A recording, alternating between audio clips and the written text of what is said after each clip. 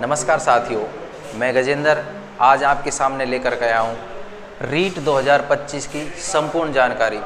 और इस जो रीट भर्ती में कौन विद्यार्थी शामिल हो सकता है, कौन नहीं शामिल हो सकता, किन विद्यार्थियों को रीट प्री का एग्ज़ाम देना है और कौन विद्यार्थी रीट प्री के एग्ज़ाम को नहीं दे सकता।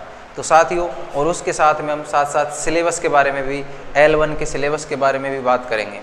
जैसा कि आपके सामने देखो, सबसे पहली बात है जो रीट का जो नोटिफिकेशन आया जनवरी में आपका एग्ज़ाम होने जा रहा है।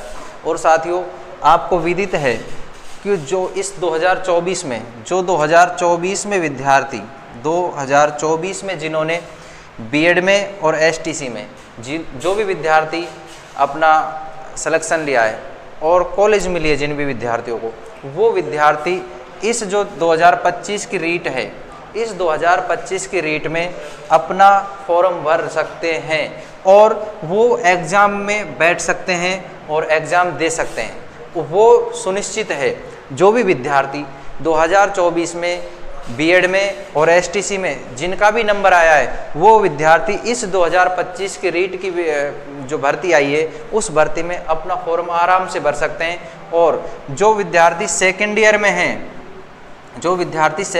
हैं, वो तो 100% इस भर्ती को देख सकते हैं। और उसके बाद में दूसरी बात आती है कि जो विद्यार्थी सेकेंड ईयर अपेयरिंग से हैं, उन विद्यार्थियों के लिए एक सुनहरा अवसर ये है कि अगर ये 2025 की जो भर्ती है, ये 2025 की भर्ती दिसंबर तक अगर आपका सेकंड पेपर जाता है, जो सेकंड पेपर आपका दिसंबर तक अगर होता है और उस पेपर तक अगर आपकी सेकंड ईयर की मार्कशीट आपके हाथ में है, आपकी डिग्री आपके हाथ में, तो आपका सिलेक्शन भी इस भर्ती से हो सकता है, ये कन्फर्म है। जो भी विद्यार्थी अगर सेकेंड ईयर अपेयरिंग से, वो विद्यार्थी अपनी तैयारी को ज़ोर शोर से करे। और अगर आपकी सेकेंड ईयर की मार्कशीट अगर आपके 2025 में जब सेकंड पेपर होता है उस समय तक अगर आ जाती है, तो आप इस भर्ती में अपना सिलेक्शन सुनिश्चित कर सकते हैं। दूसरी बात है आपका सिलेबस। L1 का जो सिलेबस है, उस सिलेबस में आपके 150 क्वेश्चन आएंगे और 150 क्वेश्चन, प्रत्येक क्वेश्चन 1 नंबर का है। प्रत्येक क्वेश्चन की जो मार्किंग है वो 1 नंबर है। और इसका सिलेबस है आपका मनोविज्ञान।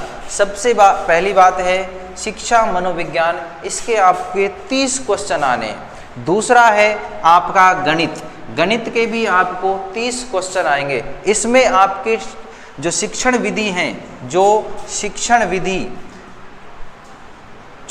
विधि हैं, वो शिक्षण विधि भी साथ में ही इनमें आपको देखने को मिलेंगी। दूसरा, अगली बात है हिंदी, हिंदी के भी आपके 30 क्वेश्चन आपको देखने को मिलेंगे। दूसरा है अगला आपका यहाँ पे संस्कृत और इंग्लिश में।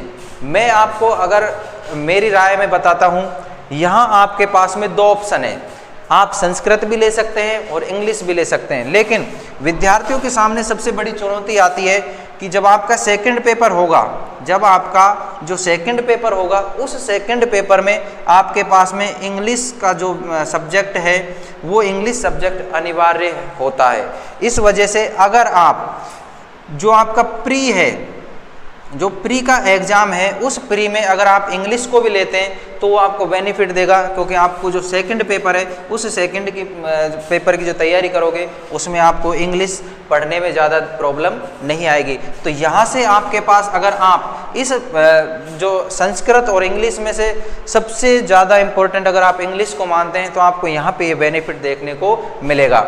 अगला है आपका पर्यावरण अध्ययन, जिसको EVS के नाम से भी जाना जाता है। तो साथियों, इसके भी आपके 30 क्वेश्चन हैं और इसमें आपको शिक्षण विधि भी साथ में देखने को मिलेंगी। तो आपका जो टोटल क्वेश्चन है वो 150 नंबर के आपको पेपर है और 150 क्वेश्चन आपको देखने को मिलेंगे। इसकी जो समय सीमा है, इसकी जो एग्ज़ाम की समय सीमा है, वो आपको 2.5 घंटे मिलेंगे।